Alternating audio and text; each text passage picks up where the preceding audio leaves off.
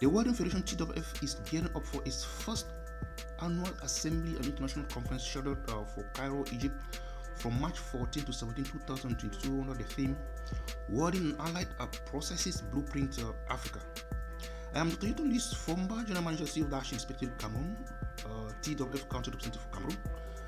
I am also member of the Integrated Welder Training Qualification Scheme Committee of the Welding Federation Africa TWF, member of the Regional Committee of TWF General Assembly and Conference. Follow me at the first TWF General Assembly and Conference scheduled for Cairo, Egypt from March 14 to 17, 2023 as we champion the actions to boost manufacturing with focus on welding in Africa for industry growth in Africa.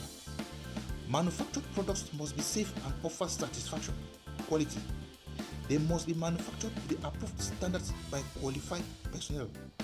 These personnel who must have had the required educational background must have been trained and certified to the approved standards, and the manufactured products must be checked for compliance to the approved standards by certified personnel.